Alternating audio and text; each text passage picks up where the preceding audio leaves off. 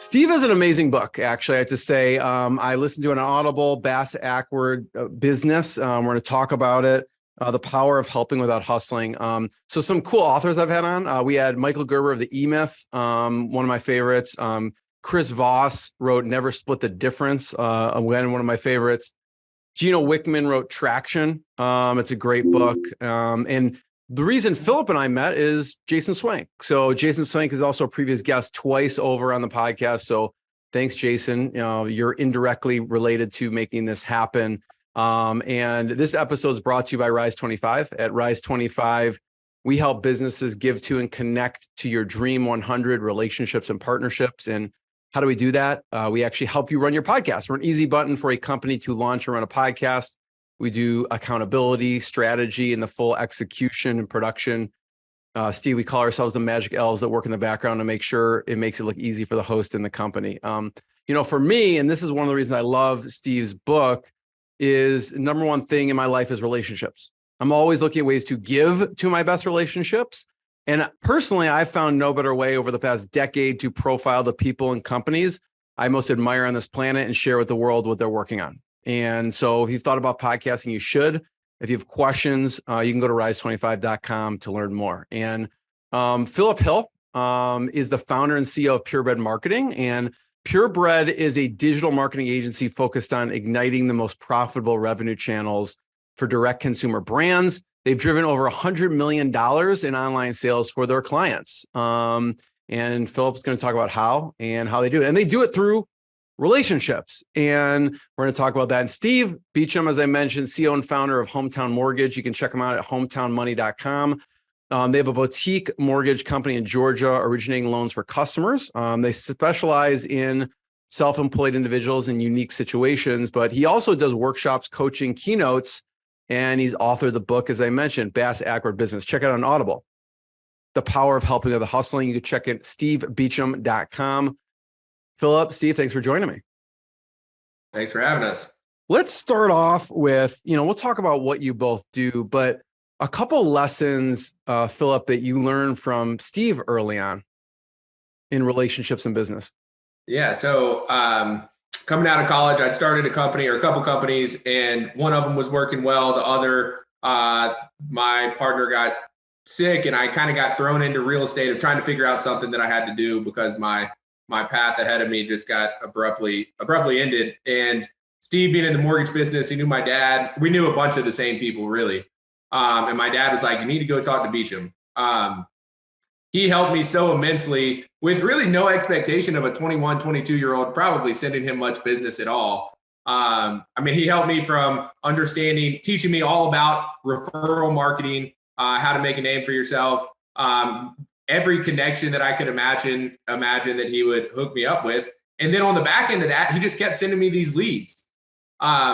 He never asked for one thing in return, but I have sent him so much business over the years with no expectation and just like a wonderful working relationship that I am proof of exactly what his book is, which is, Jeremy, how we even came, to the topic of talking about, Steve, of you saying that, what you just laid out of really helping others and building relationships there. And that's what Steve's entire career has been around and what he teaches other people about. Steve, talk about when you hear Philip say referral marketing. What are your thoughts on when you have someone coming to you and they're asking, you get lots of referrals. What are your thoughts on referral marketing? Well, first of all, I need to get Philip to preach at my funeral because that's pretty damn good.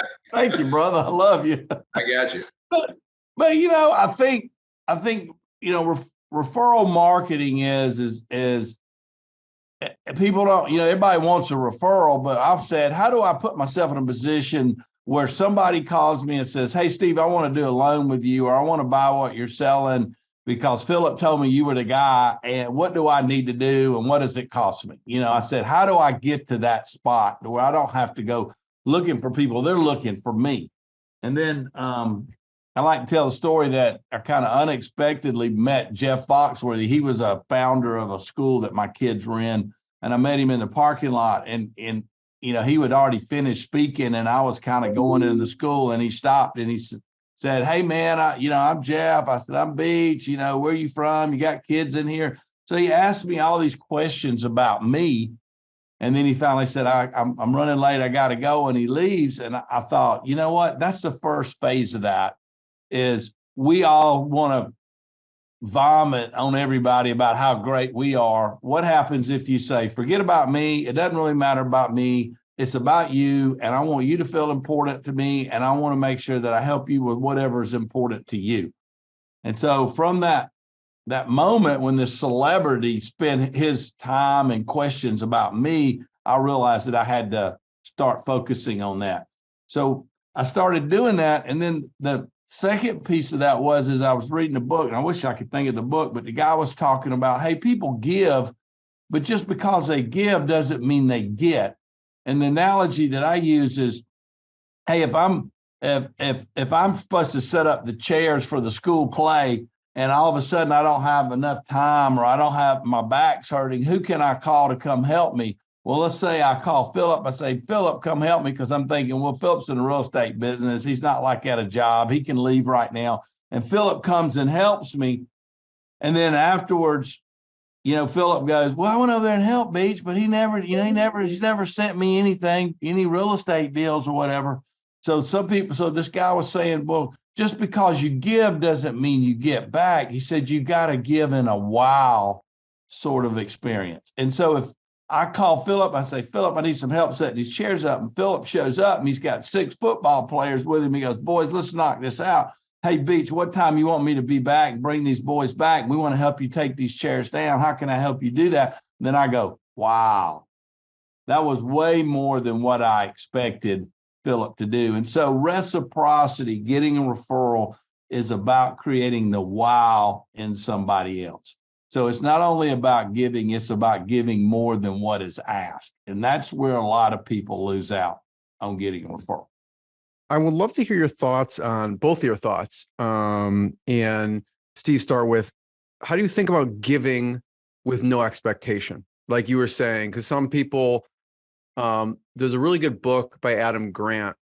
And he talks about givers, matchers, takers. And then he said, givers are the least successful, but they're also the most successful, right? How do you think about giving without expectation? That's what I do all day long. So this is kind of ties into another thing that I've learned later. And so we're going to do a little sidebar here, but a lot of people work on trying to find something they're passionate about. And what I've discovered is you really need to find something to do that's purposeful. And purpose to me is different than passion, right? I can be passionate about riding my motorcycle, which I love to do, but that doesn't mean that that's a business I'm going to be in. So if I find what's purposeful in my life, what's my calling, what am I here to do, then I can take that purpose and put that into my work. So my purpose is to help people get from where they are to where they want to go. That's kind of how I define it. It took me a while to get there, but that's the way I see the world. So when somebody walks in to get a mortgage, I think they're living here and they want to go there. So I need to help them get from here to there. Or Philip comes in and says, hey, I'm here with my business and I really need to get here with my business. I see that the same way. And so that's my job in my village, to help people get from where they are to where they want to go. And so that's what I try to express with everybody I'm doing. And I see it more from a calling standpoint than from a business standpoint. And then you got to have a business. I call it your widget, whatever your business is. It has to be a business that allows you to express that purpose. So some businesses won't allow you to express your purpose. And if that's the case, you probably don't like your job. So if you find some way to express your purpose in your business, then you just go about doing that every day. And then you go home at night and you sleep like a baby, and you did what you were supposed to do that day. And then if you give to enough people, then some of those people are going to give back. They're going to reciprocate. I do want to mention too, if you don't know who Jeff Foxworthy is, check him out. He's hilarious. He was a member of the Blue Collar comedy tour. And he's got a bunch of funny things that he released. You might be a redneck if, and he's got some Netflix specials, but he's a hilarious comedian. Philip, what about you? When you think of giving without expectation? Yeah. So I would say the number one value that my parents instilled in my brother and I is exactly this. My parents were both ministers, both in ministry for the less fortunate. My dad's basically dedicated his entire life to the less fortunate and teaching us, that's what we did all growing up, from in our communities to all over the world. And so that's just like ingrained in me. I will tell you something I've had some trouble with is my business has grown substantially and have a larger team and just a lot more responsibilities. And my time is so constrained that it's been somewhat of a battle for me. I want to help everybody, and I have always helped everybody. And so much of like executive coaching and training and things like that is how you protect your time, which has been a fairly big struggle of overcommitting to things that I don't really have time for, of just helping people. That being said, I think you have to pick and choose who you help, how you help, and that there are ways for the life that you're in currently, that you have to find purpose and meaning in ways to help people. But it's just not realistic to just be a giver all the time without something on the back end. So I think that it's something that we all have to do. We have to give to others, with no expectation of return. But there's a point that you have to be cognizant of yourself and your family and your priorities, which I think I'm trying to navigate every day. But on the, our business was created on, we had other businesses that had grown really big social media followings and big kind of online presence. And so people were just reaching out to me saying, how are you doing this? How are you growing your business? And so I started helping them, and all of their businesses started growing. And then their friends and family were going to them saying, what in the world are you doing? I see that you're blowing up online. How are you doing this? They're like, you need to go talk to this guy. And once it got to that point, I was like, I'm probably working 20 hours a week just helping people for free. Like, I can't do this for your friends and family. So at that point, like, ended up building out the agency model. And that's literally how our business evolved and got started. I'm just completely an accidental agency owner. You mentioned your parents were in ministry. When you were growing up, what did you want to do? I went to college. I bounced around a few different majors, and I went and sat down with the dean, and I was like, I don't think that I'm cut out for any of this. I've always just kind of had an entrepreneurial spirit. Can I create my own major that is entrepreneurship? And so he sat down. It took a few meetings of like kind of convincing, and we sat down and made a curriculum together. And one of those curriculums was actually creating a real business. And that business just happened to take off. And I dropped out of school with 18 hours left due to that. So I think my path was cut out for exactly where I've been.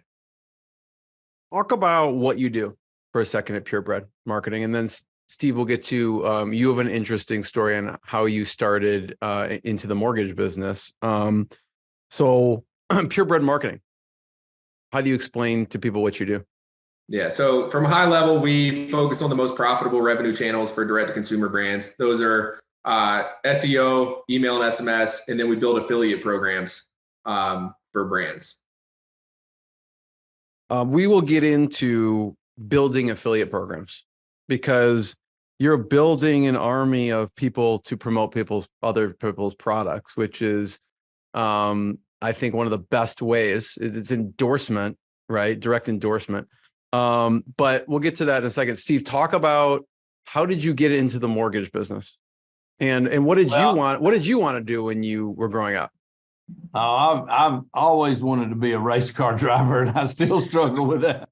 That's always been at first it was a motocross racer, and then as I got driving, I wanted to be a race car driver. So I'm a big race car junkie. But anyway, yeah, I'd been in a couple of different entrepreneurial businesses like Philip. I didn't finish school, and so I was in this one business just got married, buy my first house, went to see the guy, the friend of mine said, go see my brother. And I went down, he said, man, you need to come to work for us. I'm like, I don't want to wear a coat and tie. It's just not my kind of business, And then the next evening I was at a party and a friend of mine walked up and said, dude, I just got fired from a job. I need a job. And I said, hey, call this mortgage guy. He's hiring, he tried to hire me.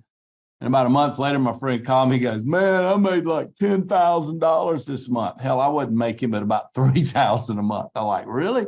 The next month, man, I made like $20,000 last month. And so for the first time in my life, I said, shoot, man, I got a wife. I'm going to take a job based on money. And I got into the business, and then they were in the middle of a refinance at that time back in the early 90s. And as soon as I got in, the rates went up, it all dried up. And I went 6 months and didn't do a deal.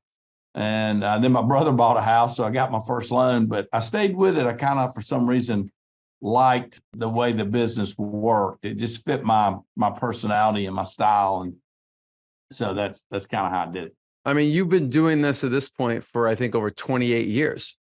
Yeah. Long time. And now my son's in the business with me, and he took him a while to decide that that's what he wanted to do. And then he kind of realized that, that what we do fits his personality too. He's a lot like me. And so we've both been very successful at it. It's about, for us, it's a social business. We're very social people. I collect people for a living. That's kind of my thing. And so that's how I do it. Well, I want to get back to this on bringing your son on board, right? And the challenges, the advantages, the disadvantages. Someone listening may be like, I'm thinking of my kids taking over my business or joining the business. I'd love to hear your advice and lessons on that. But Philip, let's talk about building an affiliate program for a second. We're talking about relationships here, right? And that's what it is, really what building an affiliate program is. So what are the steps that you take a company through to build their affiliate program?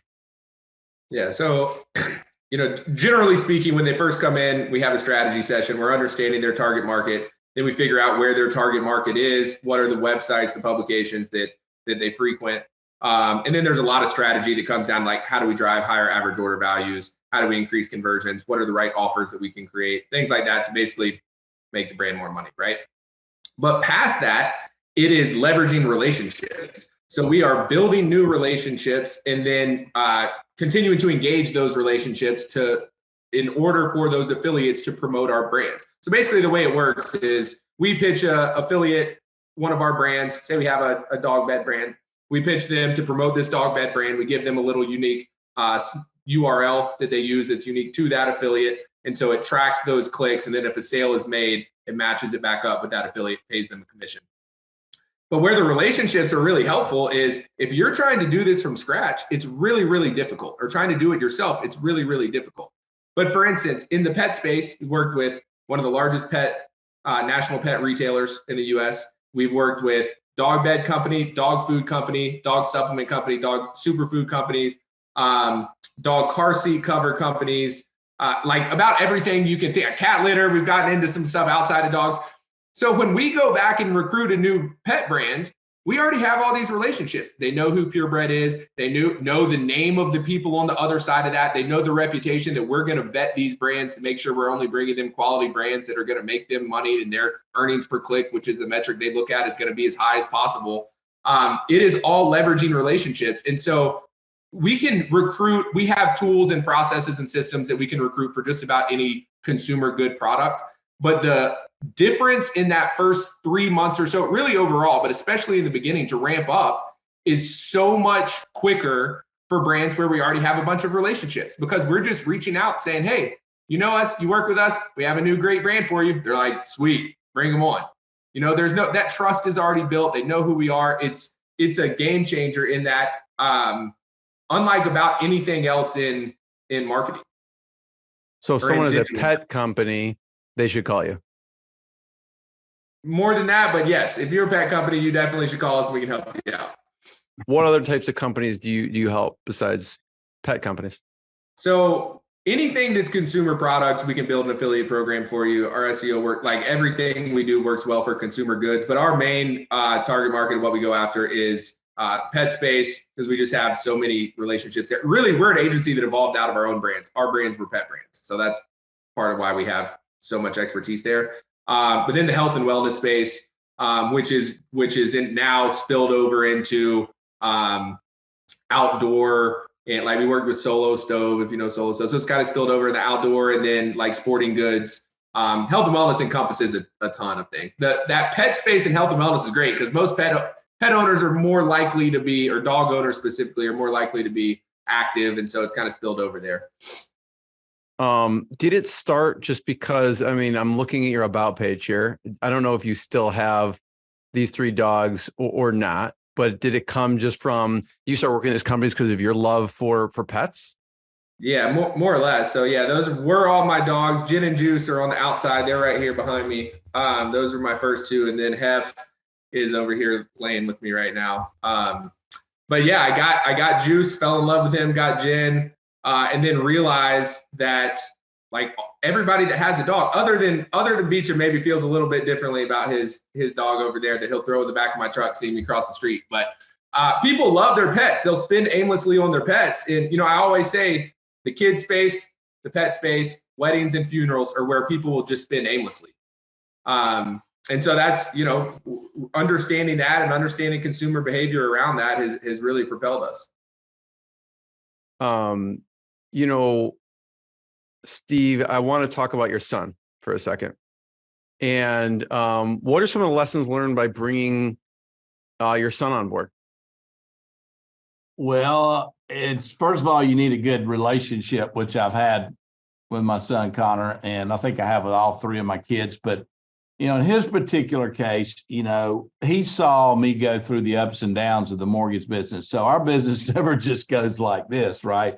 We're kind of, you know, tied to the economy. Economy's great. People are buying houses. We're making money. If the economy's terrible and interest rates are high like they are now, we really struggle. And so he saw that as a kid.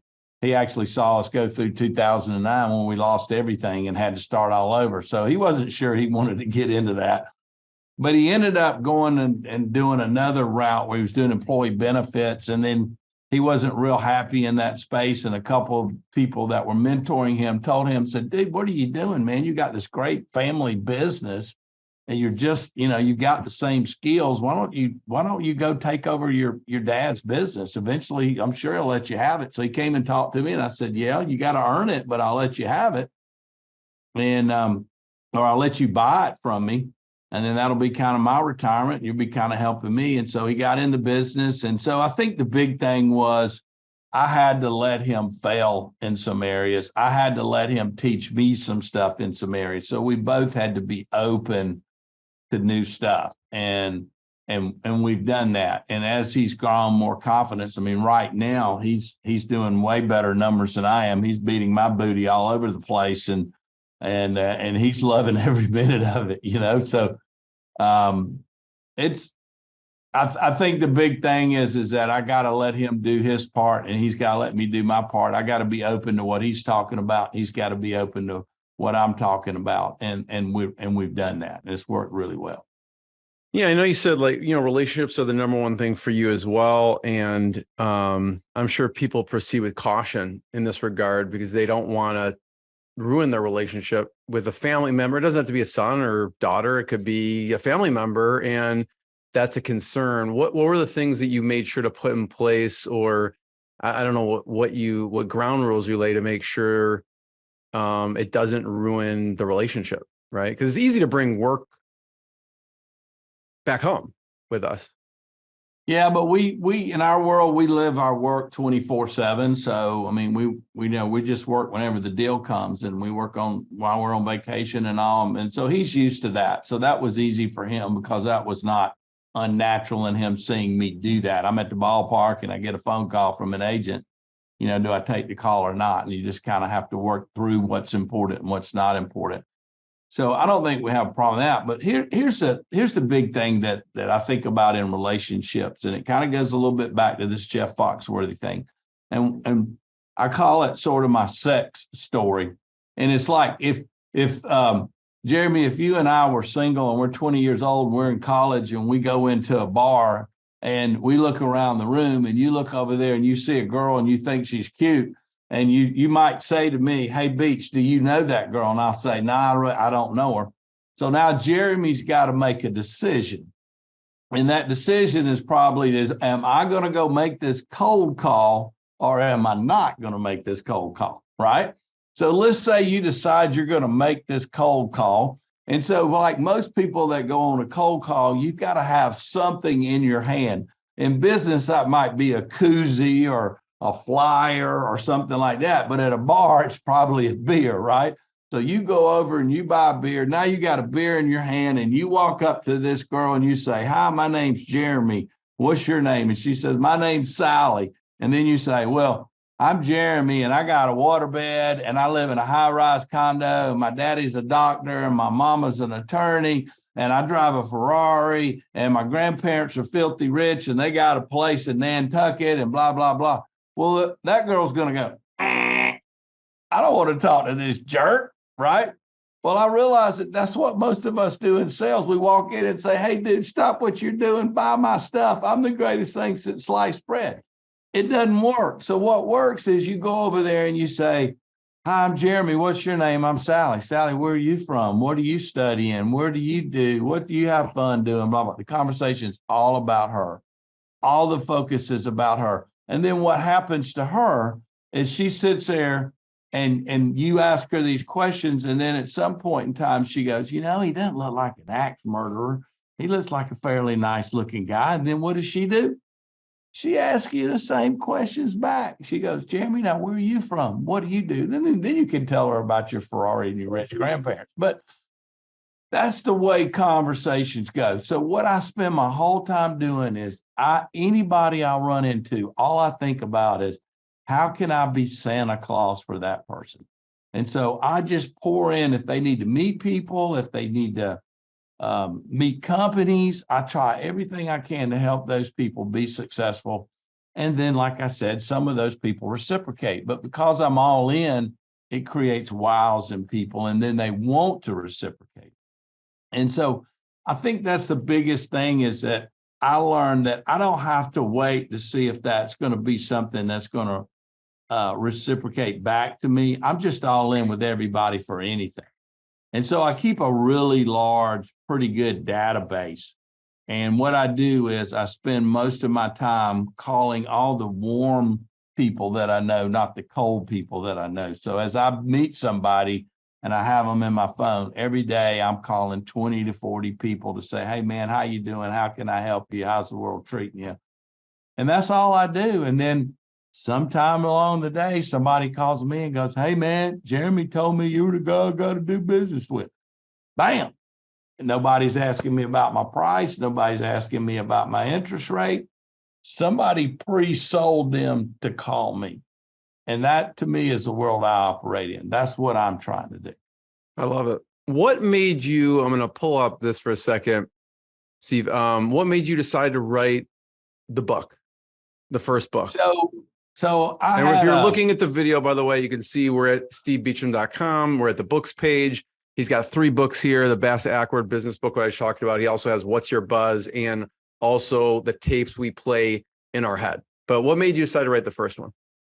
So I had a mortgage brokerage firm. I probably had about 10 employees, and there was a law rule change in the industry. And what happened was a lot of the mortgage loan officers that were at banks were starting to feel like that wasn't going to be viable for them, that they weren't going to be able to stay there and make the money that they had been making. So all of a sudden one day, this guy calls me, he goes, "There's like 8 of us want to leave the bank. Can we come to work for you?" I said, "Sure." And then I'm scrambling. And then about a week later, a guy calls me, "Hey, there's 6 of us that want to leave the bank." So next thing I knew, I went from 10 to about 35 employees in about 2 weeks. And I'm going, "Oh my gosh, now what am I going to do? I got to have sales meetings. I got to do, corporate kind of junk." Whereas before I was just really entrepreneurial.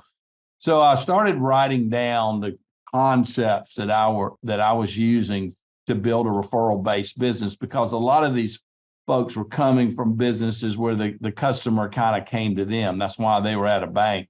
And I needed to teach them that. And so as I was writing that down, I was basically what we'd call now creating sort of a white page and sort of an outline of how I was going to conduct these sales meetings. And at the time, I was president of the Mortgage Broker Association. We were having a convention like in Jamaica or somewhere. And I'm on the plane with these 2 other guys that own brokerages like me.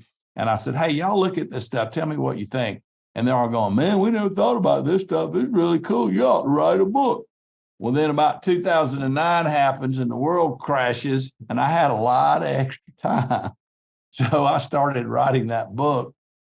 And that book saved me because once I wrote that book, I started contacting people about doing some speaking and stuff. And that launched me into my speaking career. And those speaking fees were what saved me in 2009, 10, and 11, when we lost 90% of the people that were doing what I was doing, got out of the business and closed up.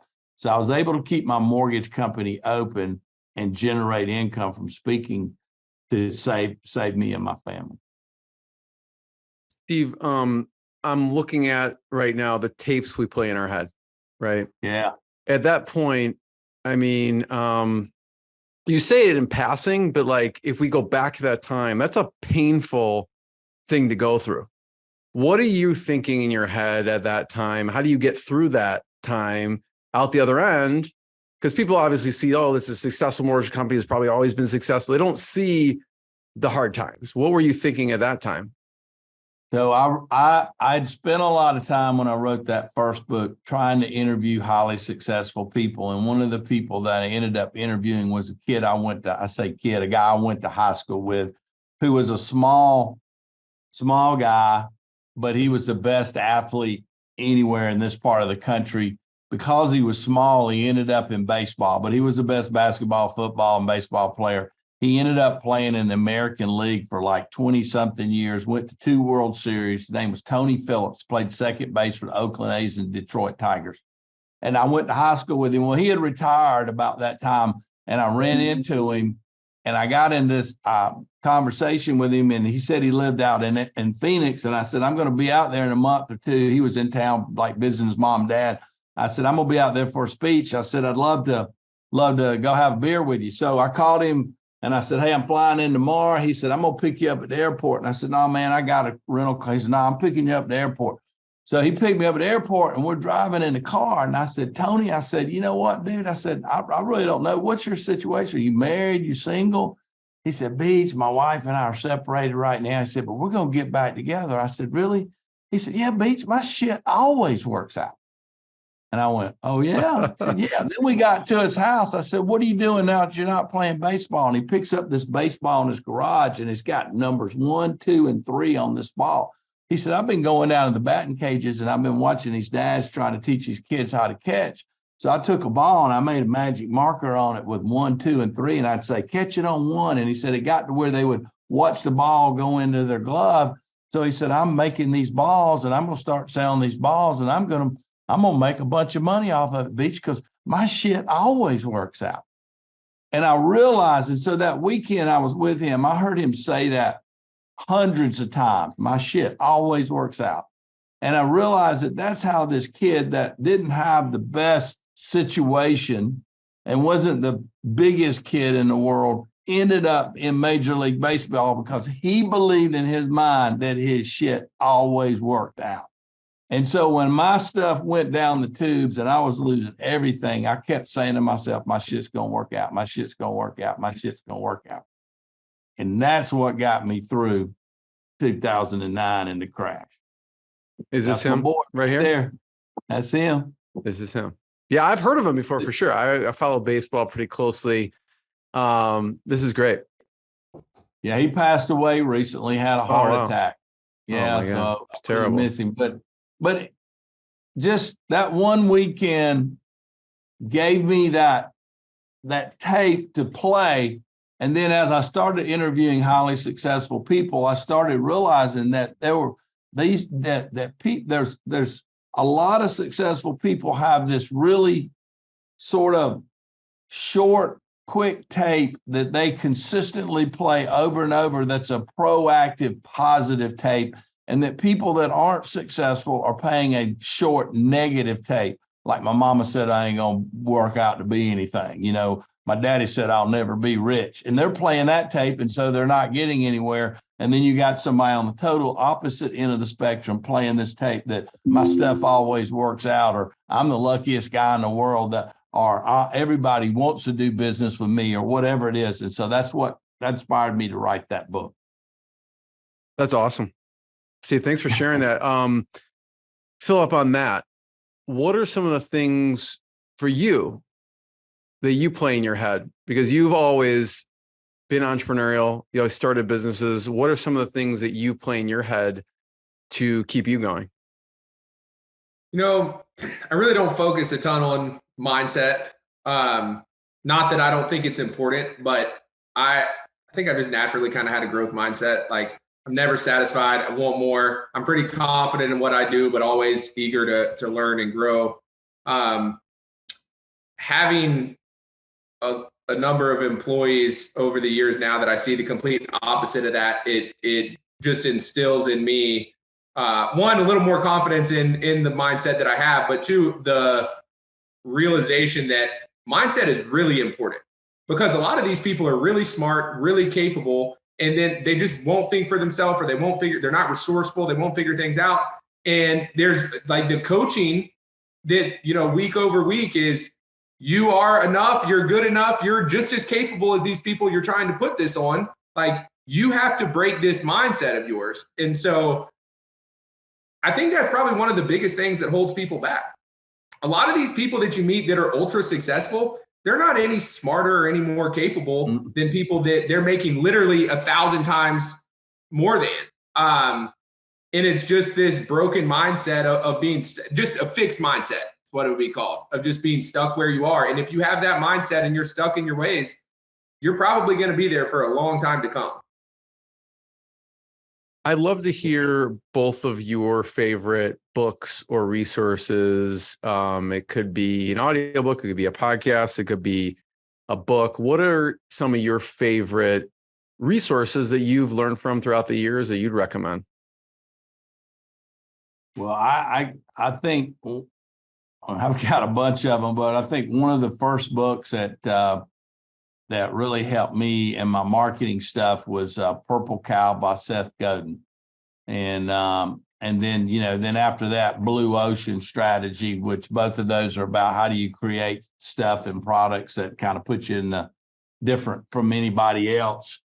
And then I read a book, and I don't know where I read this book, and I can't find this book. And if y'all find it, y'all please tell me, because I talk about it all the time. But this guy was writing about I guess HR employee stuff, and he said, you know, if you ever notice, you never see a professional coach or player complain about getting fired or demoted. And he said the reason why you don't is it's clear to everybody that's participating what the rules of the game are. You know, if you run out of bounds, the play stops. You know that if you're the offensive coordinator and you're not scoring enough points, you're not going to be the offensive coordinator long. If you're the coach and the owner says, I want to get to the playoff by year 2, and you don't, and he tells you you're gone, you knew that was the deal going in. And he said, we don't do that with our people. We don't spend time sitting down with somebody and being very, very clear about, this is how you fail, this is how you succeed, this is how you keep your job, this is how you get a bonus, this is how you earn less. If we did that, we would have a lot less problem, and people would quit before you had to fire them. And that, I wish I could find that book, but man, that's been a game changer for me. And then another one I just read was something about enough. And God, what was it? Oh, another one is Who, Not How. Have y'all read that one? Who, Not How? Yeah. That was really good for me, because I look at something, I go, man, I want to do that, but I don't know how I'm going to do that. I don't know how I'm come up with the money. I don't know how I'm going to take the time to do that. And that book was about, don't figure out how, just figure out who you know can help you figure it out, or who can bring the money to the table, or who has the expertise. And that's been the big thing that I've been working on lately, is helping me expand in some areas that I want to go. And I've been trying to find the who's and not the hows. Yeah, I think that one's with Benjamin Hardy and Dan Sullivan, Who, Not How. Yeah. Yeah. Love it. Phil, I thought you were going to say, Steve, Dale Carnegie, How to Win Friends and Influence People. Well, actually, you know, they wrote a second book on that, How to Influence People in the Digital Age. And I'm actually quoted in that book, like page 14. So if y'all got nothing else to do. But the guy that wrote that book actually wrote my Bass-Ackwards Business book and put some of that theory in that book. And but that and you know, Napoleon Hill's book, Think and Grow Rich. I mean, those, I don't usually bring those up because a lot of people are kind of onto that. But I mean, those are like 101. You know, you got to start there. You got to start there. Totally. Philip, what about you? What are some of your favorite books, resources? Yeah, so I read a lot of books. It's funny, like growing up, I sparknotes.com my way through every book report and test on a book, probably from middle school, high school, college on. I started out reading some of those, like Think and Grow Rich and Rich Dad, Poor Dad. And those are, kind of simple concepts to understand. Now I read like pretty much only very actionable books. Like you mentioned, Gino Wigman has been on the podcast. Like I have Traction sitting right next to me, like implementing EOS. I just got done reading Dan Martell's book, Buy Back Your Time, after a workshop that we did with him a couple months ago. And it's about the best book I've seen for any entrepreneur or executive of like actionable steps and resources to help make, better decisions. And I'm really high. I just finished that book today. I'm really, really high on that book right now. And learned so much. I've already used some as I was reading the book. Like I'm putting all of the stuff to use. I would recommend that book right now, probably as much as any. Maybe it's because it's what I'm just coming off of and reading. And the next book I'll start tomorrow is Rocket Fuel, which is another, EOS book. Have y'all read that ClickFunnels book? The guy that did ClickFunnels? I read a bunch of his stuff. What do y'all think about that? I think Russell Brunson's the best direct response marketer there is, other than maybe Dan Kennedy. A lot of his books are very actionable. Some of them are like ClickFunnels is a huge company, right? And so I've ended up paying for like workshops for them there was one that you had 30 days to do just to make sure you actually did it. And the workbook that they send you in the mail, I didn't get till after my 30 days. So like they got my money and I didn't even have a chance to do it. And then it was just a debacle trying to get it back. But I think that Russell Brunson, I think he's probably a very good human being. And I don't think there is anybody better to learn direct response marketing from than him. But you know what? That same stuff, I'm reading one of his books right now, and that same strategies that you're doing to put together those funnels is really the same strategy you need to do any business, even if it's not an online business, telling your story. The way they do it and what ClickFunnels is built to do is just so scalable. It's like testing all these offers. You find an offer that works, you just throw money on it, and then that gasoline just lights it up. Yeah. Yeah. I think it's a great book for anybody in any business. Which book are you reading? It's in the house. I don't know. But it's I don't know. I think it's his most recent one, but they have a bunch. There's like expert secrets, there's traffic secrets, there's expert secrets. Expert secrets. Yeah. Okay. It's funny you mentioned that, Steve, because when their stuff comes out, I will go to their website, I will buy the book, and then I will buy the upsell. And then I just follow their just from a marketing perspective to see what they're doing, how they communicate with me. And I will just buy the stuff just to learn from what they're actually doing. I mean, the stuff is good too. And I'm going to share it with in a second. May rest in peace, Dave Woodward, who was with ClickFunnels. He's not alive anymore, unfortunately, but he talked about and broke down their funnel on the podcast on how they're like webinar funnel, their book webinar funnel, and how they started, they funded ClickFunnels through webinars and how they sell on the back of webinars. So he walked through the process on it. It was really cool. And you mentioned, Philip, Rocket Fuel was an interview I did with Mark Winters, who co-wrote Rocket Fuel with Gino Wickman. And I think they have a free quiz on their website somewhere where you can see like if you're a visionary or integrator or what degrees, but that's also phenomenal. I don't need to take any of those tests. You know what it is. Yeah. Visionary all the way. All the way. We do these psychological assessments for hiring now, and it would tell you very clearly when I've taken mine. If I had to apply for a job and somebody gave me these assessments, I wouldn't get a job anywhere. Nobody would hire me. But I just want to thank both of you. Thank you for sharing your stories, your wisdom. Everyone can check out purebredmarketing.com to learn more. You can check out stevebeecham.com to learn more and check out his books and everything else. And I just wanted the first one. Thank you both for joining me. Thanks, everyone. Thanks for having us. Enjoyed it.